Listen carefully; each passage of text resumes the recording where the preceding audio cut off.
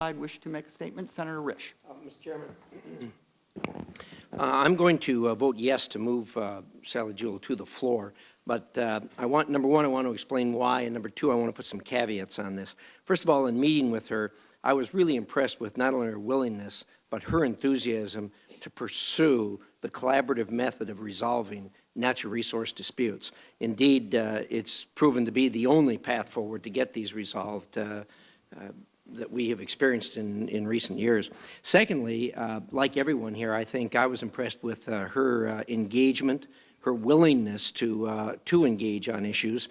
I think it would be extremely helpful if other administration officials, some at the highest level, would likewise be willing to engage the way she has engaged. We all feel strongly about natural resource issues. For those of us from the western states, indeed, it's really critical from a cultural standpoint and from an economic standpoint. And our issue du jour is the sage grouse. The sage grouse, for those of you who are unfamiliar with it, is a magnificent species. It's a bird as large as or maybe larger than the Chinese pheasant. The difference is it's a native of the United States and not an import. It's a magnificent animal, but at the same time, it's a sensitive species, and a number of species of grouse have become extinct because of their inability to adapt with man. Having said that, we have a population, a substantial population in the states of Wyoming, Idaho, Utah, and Nevada. And those who are anxious to get public grazing off of the public land have used the sage grouse as a tool and a vehicle to do that. Indeed, some have said that they will make the sage grouse the spotted owl of public rangelands. We're committed to see that in Idaho and the other states, we're committed to see that this doesn't happen for a lot of reasons, not the least of which is to actually save this species. Secretary Salazar, as I reported earlier, invited the governors of the various states to work on developing a plan and encourage the collaborative method of doing so.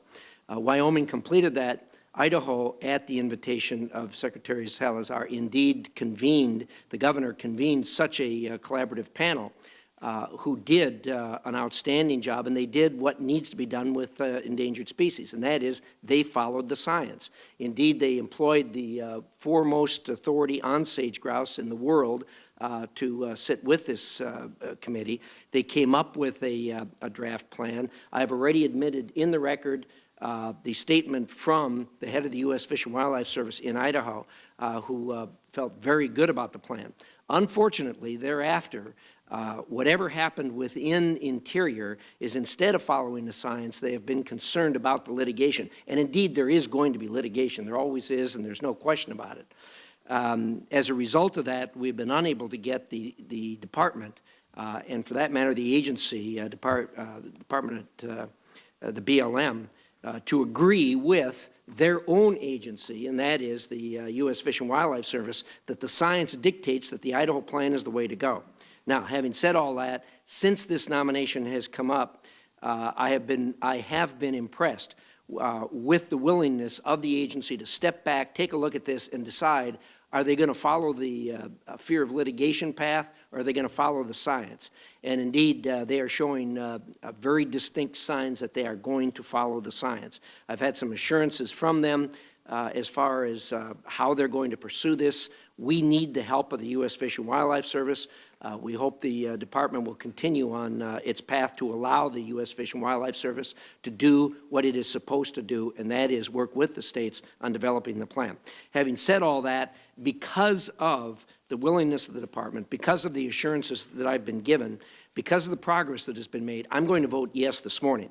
I want there to be no question about this, however. This progress has got to continue as we go forward with this nomination. I'm expecting that it's probably going to happen after we come back from the recess, and I want everyone to understand I reserve the right to vote no. More importantly, I reserve the right to place a hold when the nomination gets to the floor, if indeed I don't see the continued progress on this particular issue. In closing, let me just say it's really unfortunate that it takes a nomination like this and this type of a process in order to get urgency out of a federal agency. As we all know, urgency is not the hallmark of the federal government, and it needs to be much more so. And I'm seeing it here on this issue, and that's the reason I'm doing what I am. Thank you, Mr. Chairman. Senator Risch, thank